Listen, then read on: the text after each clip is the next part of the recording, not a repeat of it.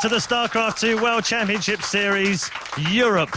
It is the Premier League and we're in the round of 16. We are exactly halfway through the round of 16. 4 players have already gone through. 4 more will join them in the next 2 days. And we are in today's Group C. As you can see behind me right now, the players are busy just signing a few things on a very exclusive limited edition photograph that we will offer up as a chance to win that later on tonight. As I said, we have already had 2 phenomenal group days of play here at the World Championship Series Europe Premier League. In Group A, 4GG, of course, going through on the first day, but he was dominated by TLO. In fact, let's show you those 4 groups on screen right now so that you can see who's already gone through. And in Group B last night, of course, Happy and Baby Knight going through, surprisingly perhaps to some people, and knocking out Naniwar of all people. Baby Knight has now become the European legend killer. We also have one of those somewhere else in the world, but I'll let you decide who that is. Tonight is Group C, though, and it's going to be an absolute cracker. I can also reveal exclusively right now that the tickets for the grand finals have been made available for you. You can head over to wcsfinals.eventbrite.com and you can grab your tickets for the live finals on the 25th and 26th of May for the first ever season of the World Championship Series Europe Premier League. They are online right now. We'll monitor that this evening and see how many tickets are left by the end of the day. I can't imagine there'll be many. For now, though, let's go and check in with some of our other fellows on the show. We also have Mr. Sean Apollo Clark this evening, and he will be doing our analysis and our commentary. How the devil are you? I am doing amazing. Well, actually, that's a standard response to say. I've got a bit of a cold today, so I'm not doing that amazing. You got some vitamin C inside you now. I've got vitamin C inside of me. A bit sniffly, but I'm ready for today's games. Group C, Group of Death. Yes. That's what we're tagging it anyway, and yes. I dare push you for a prediction, but I'm going to anyway. Who do you think? The players are right there, Paul. I know, that's why it's pressure. All right, I'm going to go for a...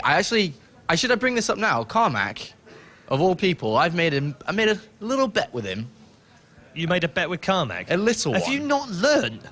I mean, pink Pikachus and stuff. Have you not learnt your lessons, Sean? Well, I'm not going to tell you what the bet's for. You're going to have to think about that yourself. But my bet is that LucifroN's going to finish higher than everyone else today, and that's my prediction.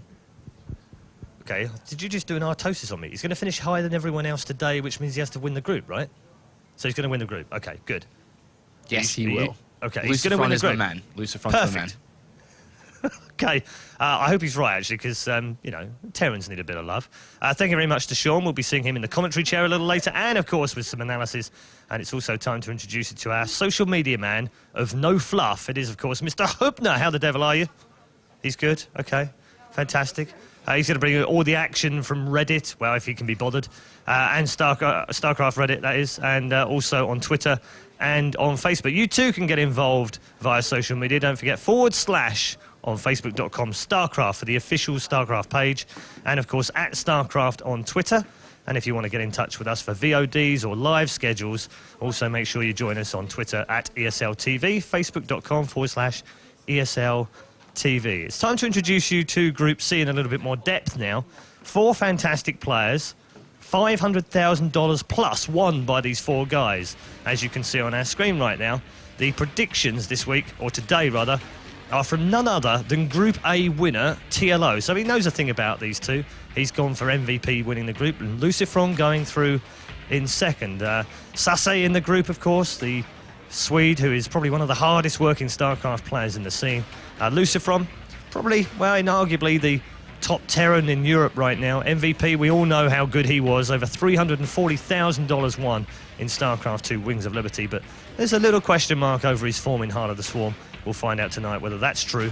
And finally, Nerchio, the Zerg, who many thought last year was potentially the best Zerg in Europe alongside Stefano.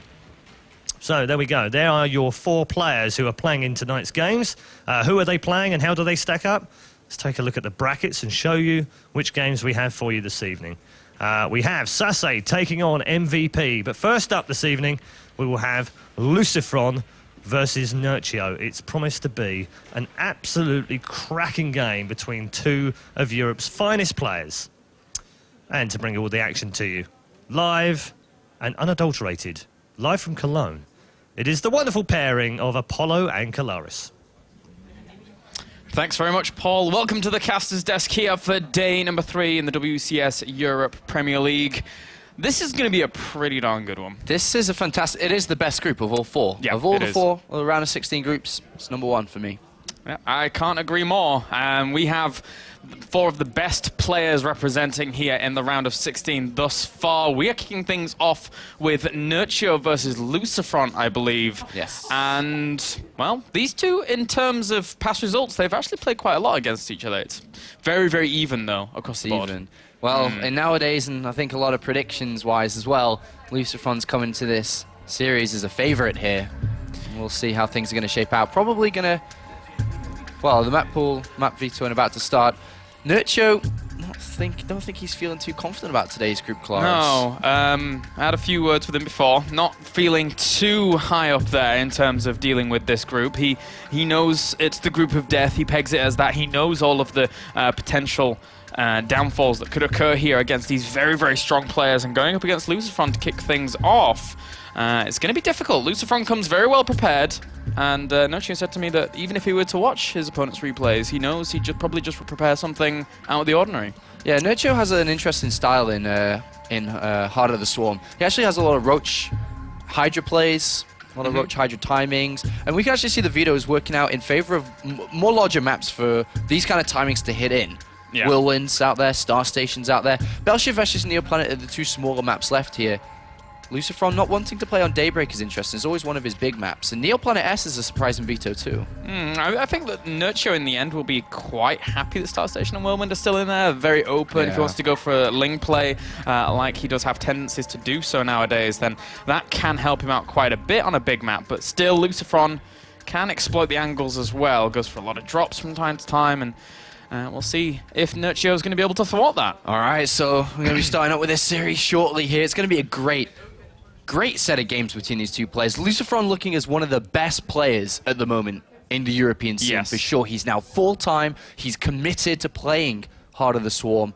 Nerchio, on the other hand, is not looking that good in terms of recent form and recent results. No, he's fallen off just a little bit, but he's looking to kind of grab that back here.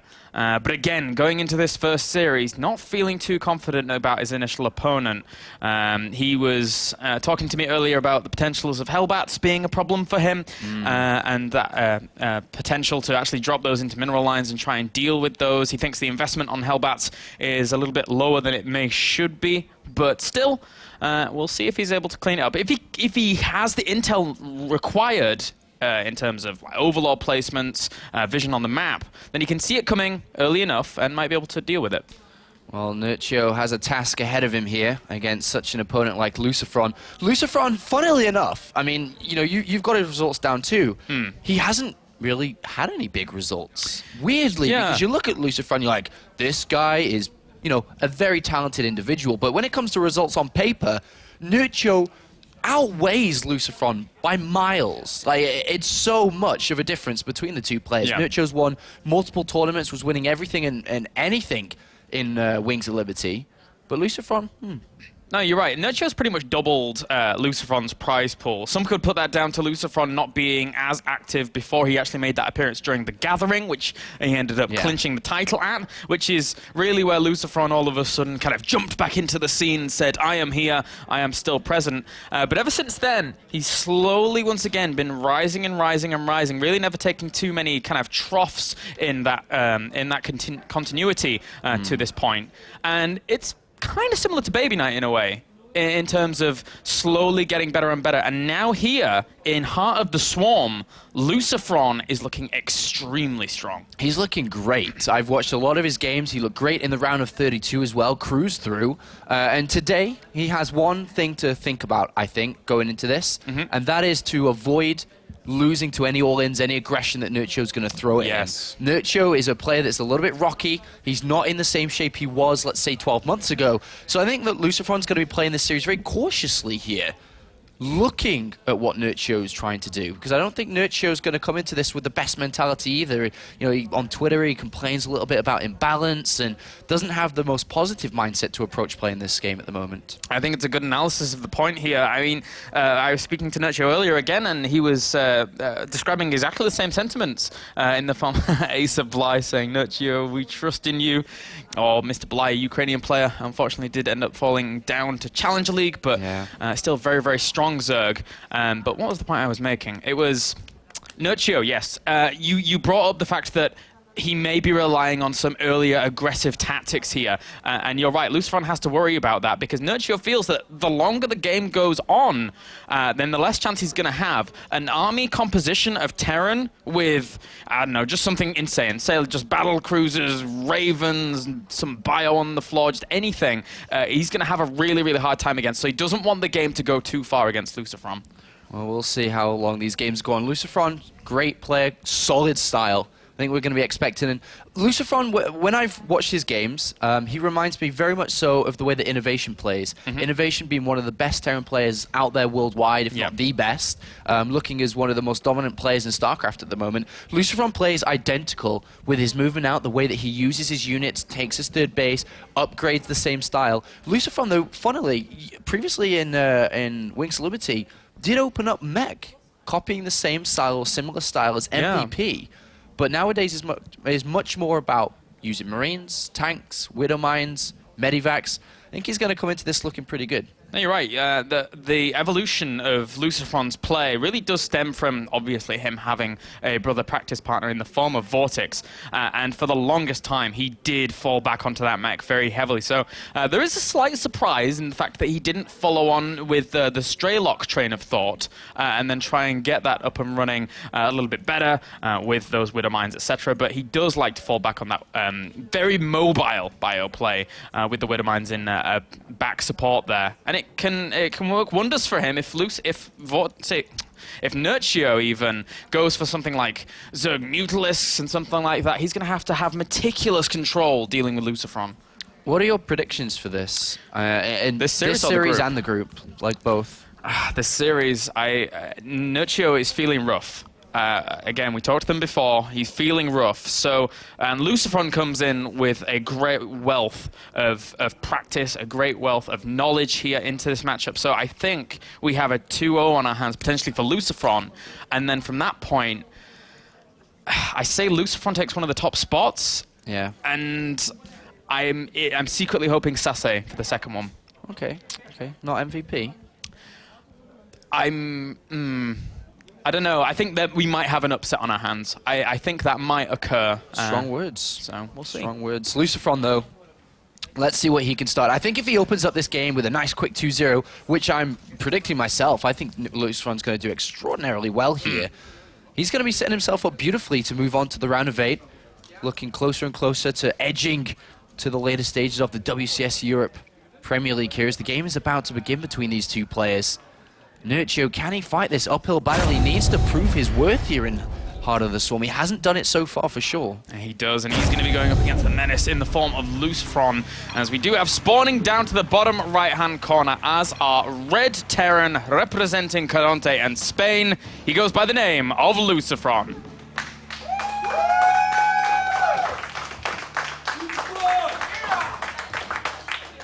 First WCS Spain, as well as third WCS Europe, and spawning up to the top left as our blue Zerg, representing Team Acer, representing Poland. He goes by the name of Nerchio. First WCS Poland as well, and 7th WCS Europe. So we have 2 firsts from the previous nationals here going toe-to-toe with one another. That's right, but a new game, a new era, a new day here in Group C of the Europe Premier League. Talk to me about these players. They met before? They have. They've in the end been very, very close to one another. You said it was close early, didn't you? The last time they played one another in televised matches was during the previous Intel Extreme Masters, during the World Championship, where LucifroN did end up losing to Nerchio. Nerchio seemed to have done all right transitioning into Heart of the Swarm at the beginning, but now we're seeing a lot of more stability from LucifroN. In total, he has won 11 games, 11 maps, against Nerchio's 9 maps. So very close still, but LucifroN here gaining that little bit of momentum into Heart of the Swarm. It's going to be hard for Nerchio to deal with. He has to get aggressive. Yeah, as you can see, the game observing is done by Funker. Yeah. He's the French observer here helping us out at the WCS. LucifroN, though, one difference. I mentioned he plays very similar to Innovation. The one difference between the two of them is that LucifroN loves, and every single game will open up Reaper Expand. 12-12, we'll go for 2 Reapers and then get the expansion play, and then we'll follow into the usual style of Terran play, third command centers, and so on. With the Reaper play, he's able to harass his opponent from the get-go with combining them with Hellions, which will naturally follow up here.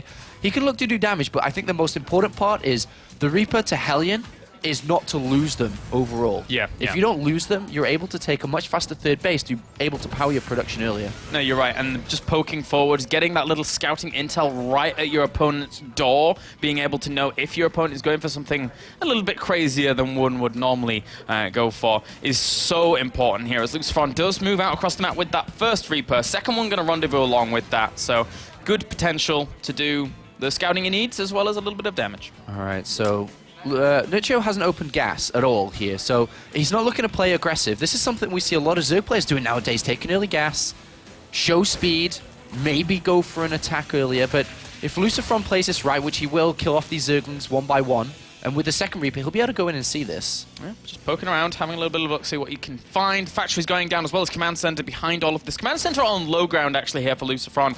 He feels more than comfy to go for that Reaper expand into the Command Center, as any units that would try and dart over there really not going to have too much success, as the Reapers would have their way in the main and natural. I'll be interested to see how Nerchio's going to play this game out. There's a couple of styles he really likes to use. He can use the normal Zergling, Baneling, Mutalist play, but one thing that he's used a lot is Roach Hydra timings.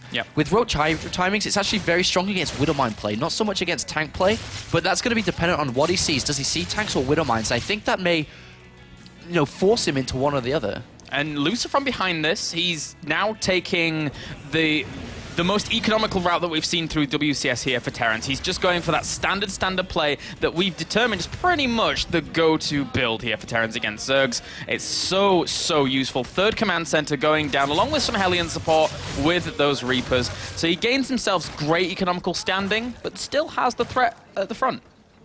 2 gases at once taken by Nerchio. Also, he's actually managed to get a Zergling in here, which spots everything that he expects to see at this point. This isn't anything massive for Nerchio here. Going in and spotting the third command center, it doesn't change any of his plans at all here, to be honest. Still poking around, gets another drone here. How many drone kills has he got now? He's up to 2 so far. So there was 1 or 2 that got really kind of weakened, but then they got brought back to the mineral lines, and Nerchio did end up saving them.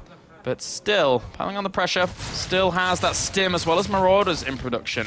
Interesting that he's already going for Marauders already, just mixing them into, I guess, yeah, it's a safety precaution here in case there is a Roach drone thrown down and Roaches do come, because he hasn't actually been scouting too much with these Reapers. He's now finally doing it for the first time, and if he continues Marauder production, it goes past the initial defense, where the Marauders and Hellions together combined to become quite a strong force. But we see double evolution chambers come down. Another drone goes down. Hellions make their way to the natural. Yeah, that's pretty over foresight there, as Nerchio does get breached in that natural. Loses a few more workers. The Reapers in the main also got some as well here. 12 workers have already gone down, and there's nothing to deny this. He's still going for it. 16 workers have gone down. He just has no units, Klaus. He's only got queens. He's got no Zergling speed. He's got nothing.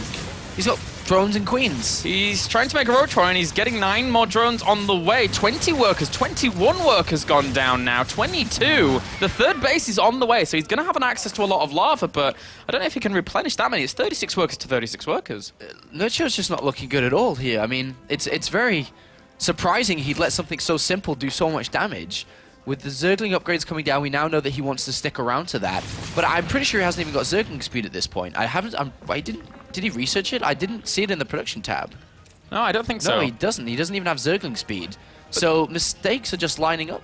The thing is that it's the Roach Warren in the wall. Normally that would have been down a little bit earlier, at least, if he'd have spotted Hellions going past, but it was so wide open that this was not sealed, and the damage was incurred from there, but still the Reapers did alright without the Hellions, and they're still doing alright even now. Yeah, this is interesting play from Nerchio. He's not playing too well at this point. A couple of Roaches are being made. A Queen goes down, another bot though. Does play nice to get that between into position. But behind this, LucifroN's just taking quite a substantial lead.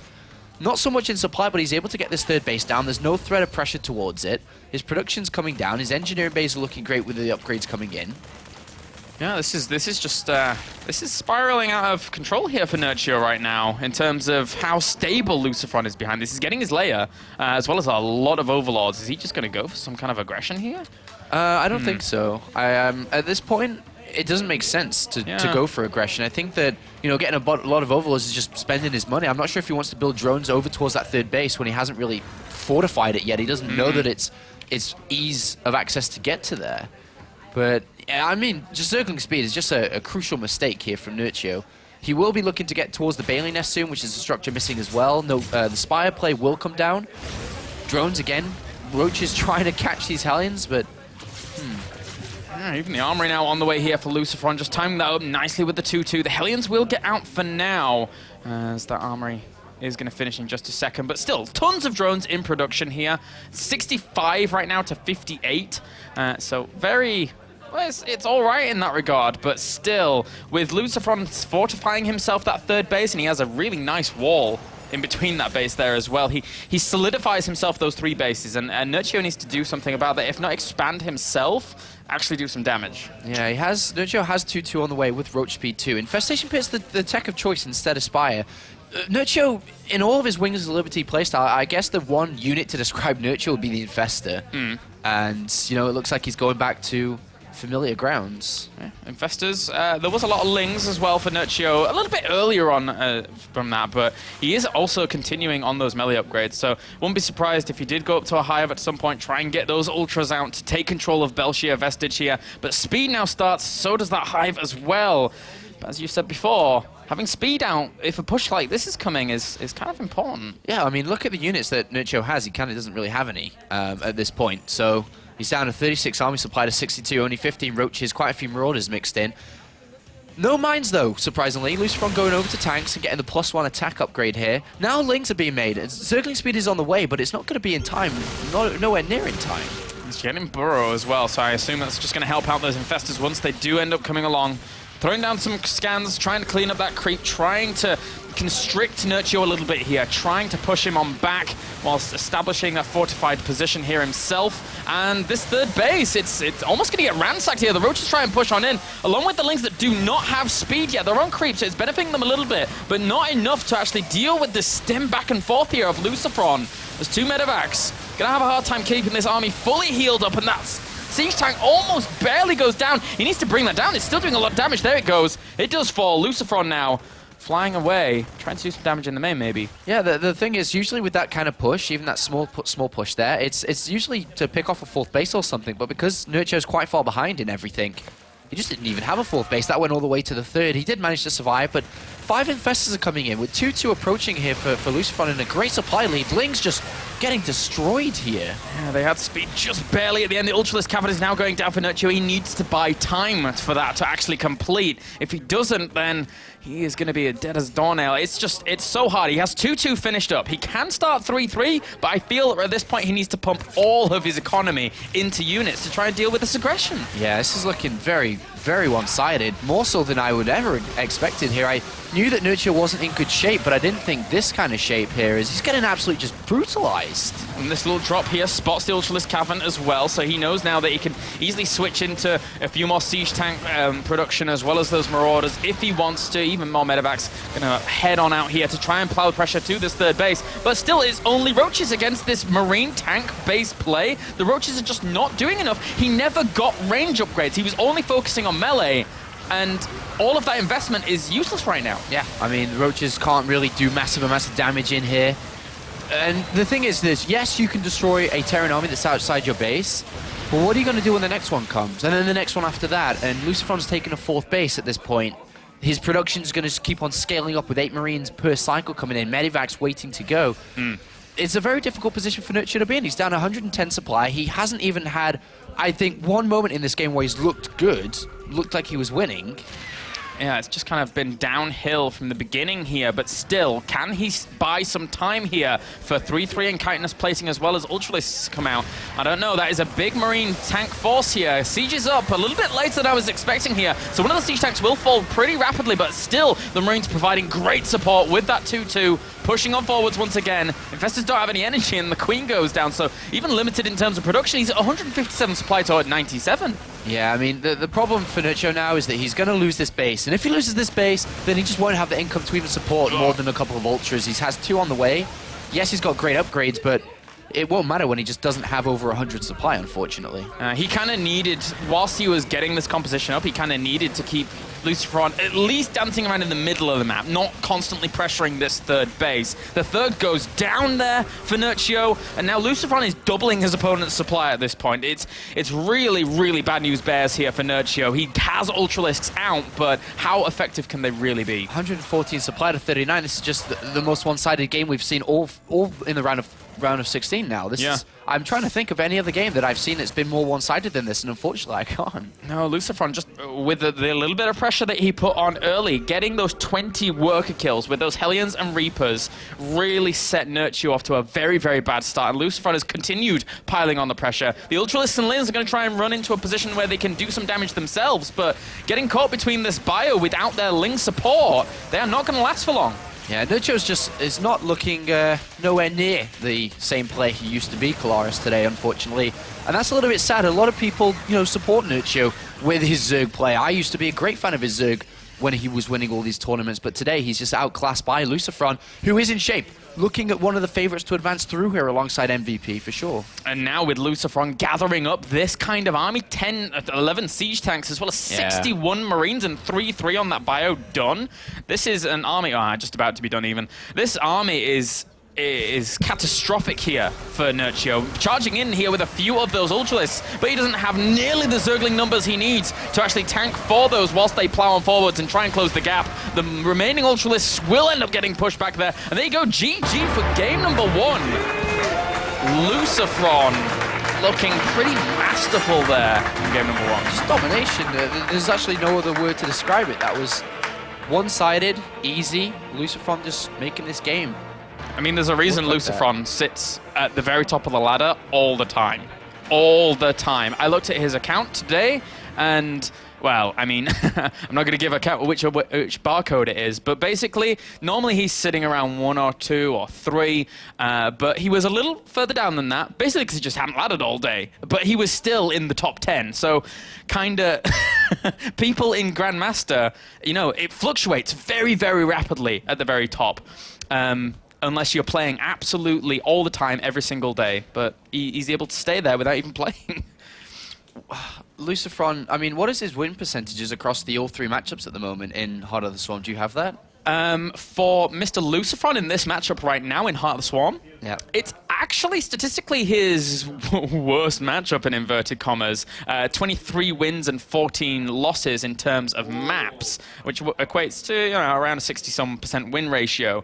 But his other matchups are the ones that get scary in terms of those numbers, say like versus Protoss, for example, 73%, versus Terran, 78%.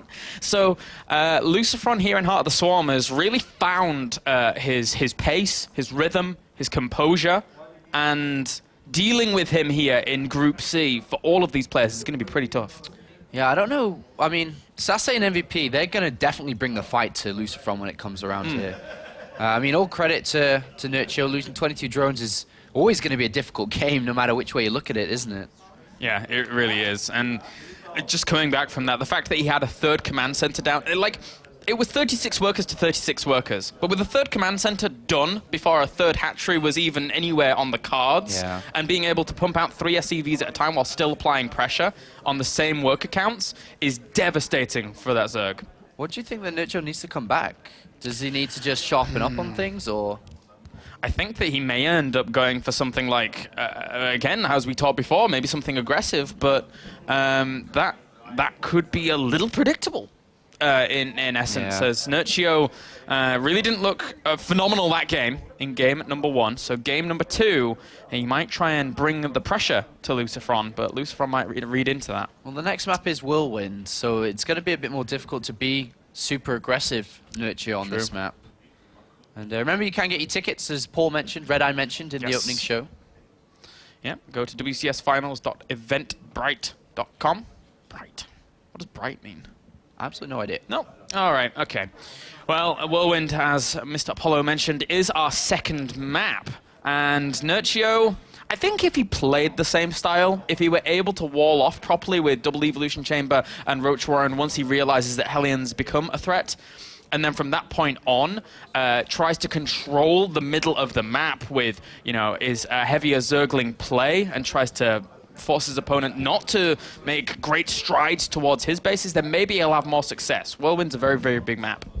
Yeah, Whirlwind's a big map here, and I think it's going to favor LucifroN, because obviously if there's going to be aggression coming, it's going to take a lot longer for it to actually arrive here. Yeah, whether Nerchio will decide to just go against doing early aggression, but he may do some mid-game aggressions. A player that pops instantly to mind is Symbol, who always does these kind of mid-game big roach attacks.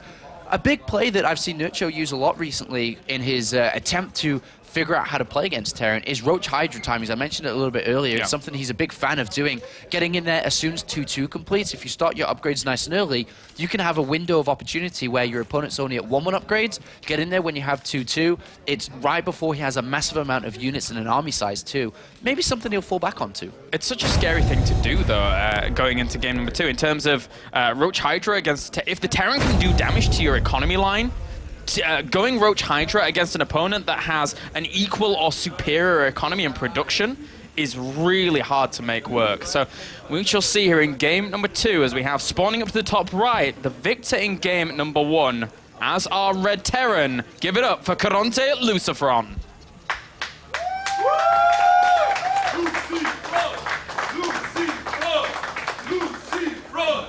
And spawning down to the bottom left as our blue Zerg, currently 1 game down here in this first best of 3. He goes by the name of Acer Nerchio.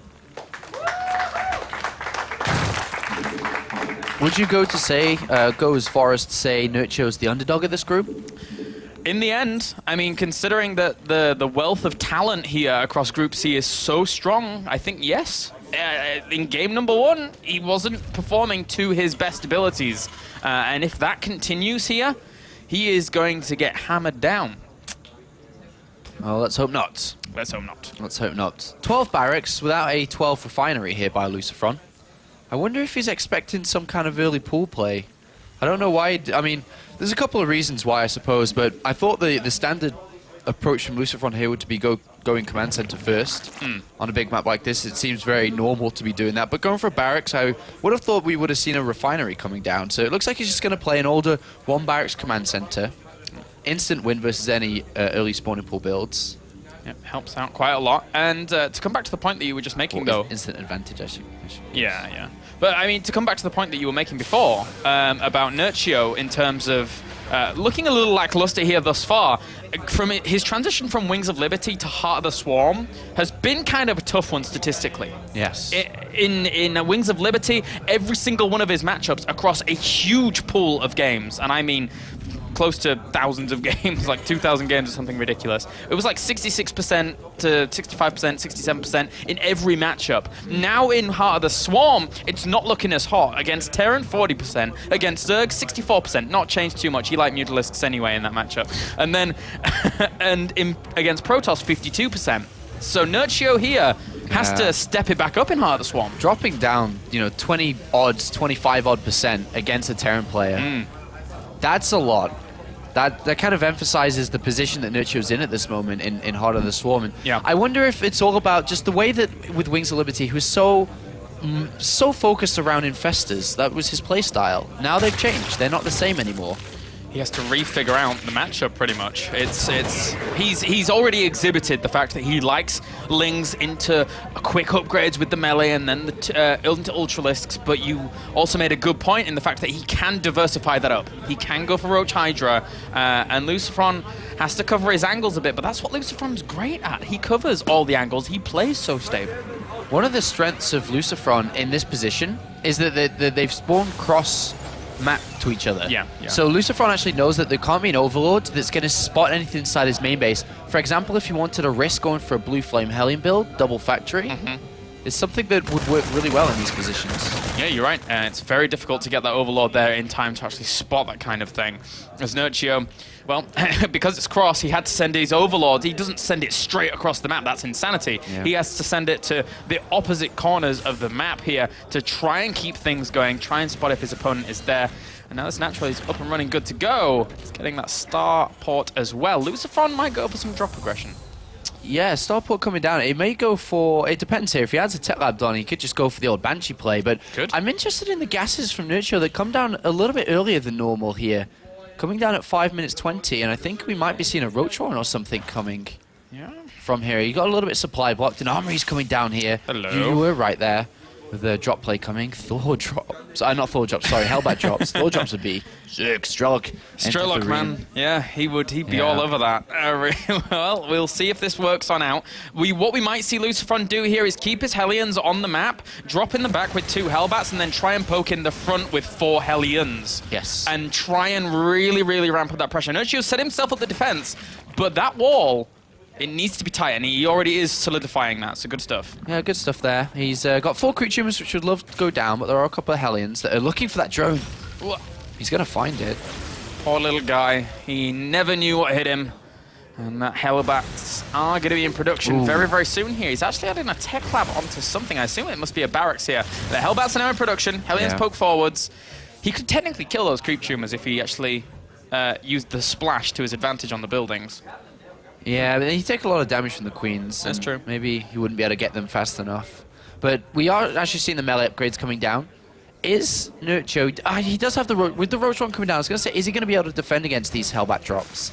The RoTron's going to help a lot, but it depends on if he builds them, which he is. Curious as to when he's actually going to get intel on this. The first medevac gets across here, and he's going to negate that wall entirely, but the Queens already know that is going... down. Where are our Hellbats is the question. They are currently being picked up by another medevac here behind all of this, whilst these Hellions do dart on in. Just Queens for defense, along with a few Roaches, should be able to help out quite a lot. He's already positioned Spore Crawlers there to negate a little bit of the positioning on the medevac. Kind of useful. Well, this one's gone unspotted so far. And remember we talked about how if LucifroN wanted to hide something, which in this game it was the Armory.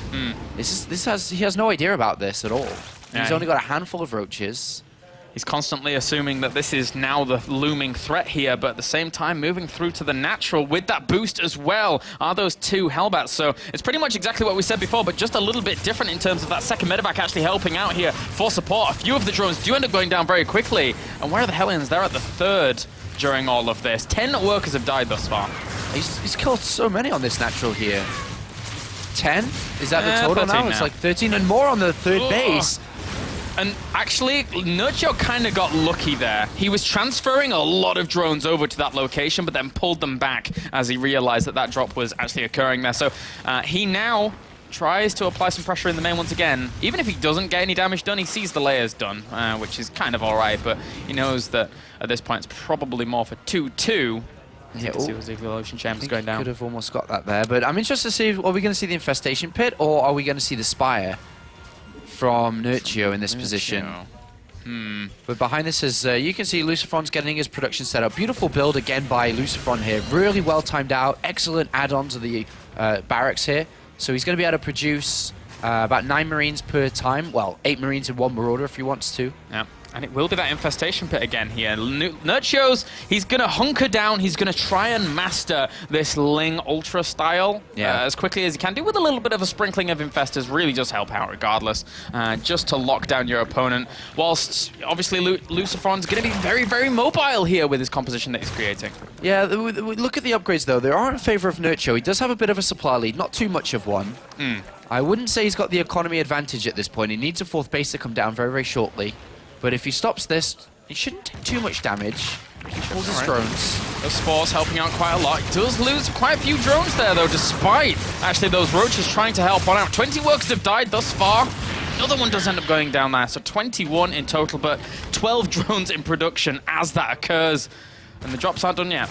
Yeah, one of the weaknesses of when you don't go Spires, you don't really have too much to deal with these Medivacs at this point. They can fly in, fly out, however they choose. The Queens and Spore Crawlers are only going to be around the bases, but the threat's going to be consistently there. It's going to be very difficult for Nerchio to ever move out. How would he ever go take a 4th base, go across the map if the threat of Hellbats coming to the mirror line is always going to be there. Yeah, this is getting a little bit pesky here for Nerchio. He's got the hive on the way, so he is transitioning without having as much aggression hit him really hard up front. Of course, he's lost quite a few workers. Again, it has been 21 thus far, and the Queen does take down that medevac. Supposed to timer on these units, but trying to block as best as can from that mineral line, but still 3 workers go down instantaneously, along with a 4th. Gets a 5th and 6th and 7th as well, so 28 workers now. Dead. So many workers killed here by LucifroN. What we're going to see LucifroN do now, or should be doing, is just moving across the map. With a movement across the map at this point, he knows and has seen the hive coming. He knows that Nerchio's going to be pooling quite a bit of money, as we can see. He's got 1,400 gas. If Nerchio doesn't defend this, he's going to lose his 3rd base. And those roaches now trying to poke in the middle, but that bio decides to fend them off. That bio is kind of scary for those roaches here. Back on creep. Able to run away quite significantly quicker. And 8 infestors are on the way. That's going to lock down this army pretty well. He needs to chain fungals if he's going to commit that much gas to these units, though. 2-2 upgrades in advantage for Nerchio. She'll help out against these Marine Marauders as Stim has been activated. And he's coming up this ramp here, taking rid of the Spore Crawls. The Zerglings do come in. And he's going to be able to fight well. Look at that position. Great position on the ramp. And all these Zerglings get absolutely slaughtered. And there's a drop in the main base as well. It's 2 funnels. It's 2 bottled up there, and he's killed so many workers. Once again, 45 workers have gone down. They're trying to flee away. Even Infestors actually dying off. This base is guaranteed to die. LucifroN at 156 to 88 supply right now. Another Infestor waddles on forwards and just gets completely obliterated by the Marauders. Infestors died so fast to those units, dealing bonus damage to armor, and they have very little health. And once again, they even get found. So he has to land perfect fungals, otherwise it's just done. It's going to be very difficult against the Marines stimming and dancing around here. He does grab 1 fungal, but there's nothing really to follow up with this fungal here. The All-Source Cavern's on the way, but at this point, Nerchio again down at 80, 90 supply. LucifroN all the way up at that 170 mark. This game looks like it's going to be over. Yeah, those Infestors, they don't really have much to support them. They don't have anything to complement whatsoever. Infested Terrans, the bio will shred that up. Along with these medevacs, helping out the bio, making sure that they do not die to the small amount of damage that is being done to him. 179 supply against 81. Nerchio looking down and out here in the first round. GG, well played. And LucifroN marches on forwards here to play in that potentially round of 8 winning spot. Yeah, LucifroN just looking great there. Throughout the game, just a perfect execution of, I'm going to harass, kill these drones, slow you down, and then finish you off with a nice specific timing, which was in this game against that hive coming in, knowing that Nerchio was teching up, didn't have a big enough army to deal with what was coming. It doesn't, in the end, it kind of doesn't help Nerchio, considering a lot of people are saying that, you know, how is he really going to perform in this group? It's a very strong group. It can't really help his mental state, but he has attained great heights in StarCraft 2. He has been one of the best foreigners for a long time. He now needs to get back to that position, and he needs to do it really, really rapidly. Otherwise, he's going to fall down to Challenger. Yeah, he does. But LucifroN, on the other hand, looking good today. Looking good. Looking good today for sure. And, well, I think they're going to have an interview in a couple of moments' time, Claris. Yeah, with our winner in the form of LucifroN there. Dispatched his opponent quite quickly there, but we'll be throwing that over in just a second. It was a fast series. It was, yeah. It's like 15, 20 minutes there. Yeah, it was one of the fastest series that we've had in the round of 16, but for now, we can pass it over to Mr. Redeye and LucifroN. Yes, thank you very much, guys. LucifroN winning 2-0 in a very straightforward fashion. Well done, congratulations, first win. I guess we'll talk through the games first of all. Talk through the first map for us.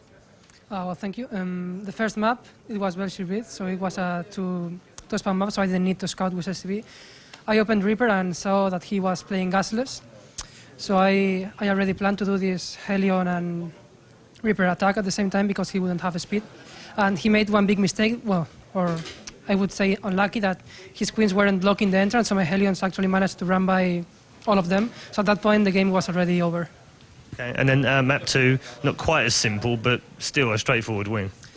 Yeah, well, map 2, well, I was going for Hellbat drops, and there was one point where I was with my Helions in his main base, and I managed to drop at the meantime on his natural 2 Hellbats, and I took like 15 rounds.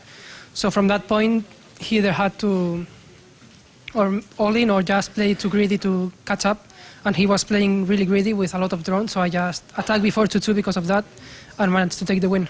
Okay. Well, congratulations, you are through to the winner's game. Is there any particular player you'd like to play in the next game, Sase or MVP? Do I dare ask that question? Is it too obvious? To be honest, I'm not really sure. Like, I haven't seen anything from MVP in like a while, so I'm not too familiar with his style. But I don't know, Sase is also really hard. So I'm not really sure. I prepare some TVP strategies, so if I play Sase, I think I will surprise him. And TVT, well, I don't like the matchup a lot, but I can play it. Absolutely, you can play it. We know you can play it. But yeah, you're right. Just picking up on the MVP thing, we've not really seen him in Heartless form yet. So which way do you think it's going to go? Is he going to be like amazing, super amazing, or is he not, you know, maybe he hasn't played much? Well, you never know with MVP. Like, sometimes when he was into tournaments, I thought, he won't do that good this time. And then he got to the finals once again, so I've learned to never bet against him. So, yeah, well, definitely that we haven't seen anything of him doesn't mean that he's bad or anything. Okay, good point. One last question. Your brother had a tough group as well. You both got tough groups. How's he feeling today? Have you spoken to him at all about yesterday? Yeah, well, yesterday I met him here and we talked about a little bit after his group. Yeah, it sucks that he didn't make it, but well, there are more tournaments, so. Okay, well, it's good to know that he's okay. Thank you very much, LucifroN. We'll be hearing from LucifroN a little later on as well. He's through to the winner's game. Next up, of course, will be MVP versus Sase. But before we get there, let's get a little bit of analysis from someone special. Hello, guys. My name is...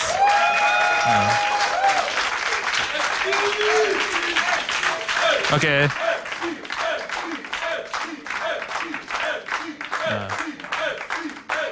Okay, my name is SKMC, the Bostos. I take Apollo's job today.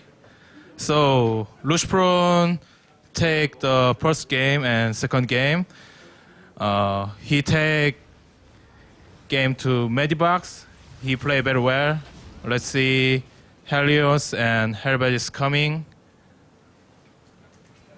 3 Helios in the Jurg base and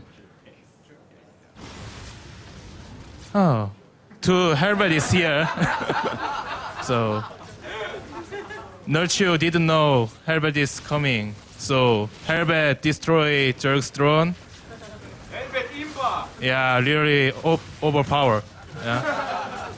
And very interesting from LucifroN, he uses so much medipack play, and in the last fight, he going main army and to Hellbat to Jurg main base.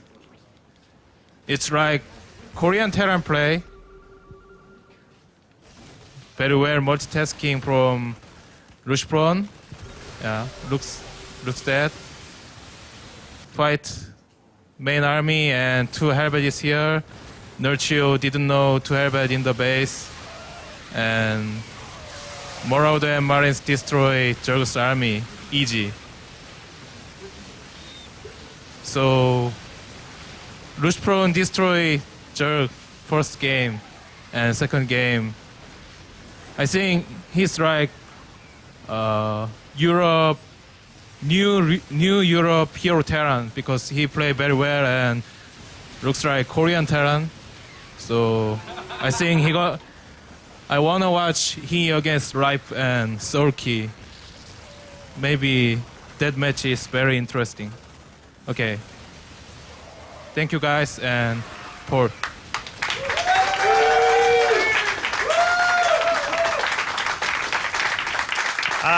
Thank you very much. I don't think I've ever been passed over by MC. That was awesome. Just goes to show you what a great job Apollo does, doesn't it? That was trying to be a sick burn there, but all right. Shots fired and all that stuff. Thank you, MC. Fantastic. We're with the Hübner and the Hübner, everyone. No. There it is. Delayed reaction. You've got a few things going on. We'll cover social media in a minute, but first of all, you've got a few things you want to get off your chest, right? Yes, we have released a statement, a small news... Not a kraken, not a statement. Yes, a small news article talking about the player situations here, how much time they have to practice, how they practice, the PCs they play on. Like, we have released a list of specs the PCs use, so... Okay. And where can people find that? On wcs.esl.eu. Okay. Cool, thank you very much. We've also released the tickets for the grand finals tonight. Yes, we have. At 6 p.m. we started the ticket sales. You can find them on wcsfinals.eventbrite.com. This is going well for you. You might not get sacked tonight. Maybe you will. Maybe I will then. That's worrying. Anyway, we also have the community predictions tonight. So if you haven't already tried your hand at the predictions, please do so. You can find them on wcs.esl.eu. Just go to the right-hand side and you'll see the community predictions. You can see them right now.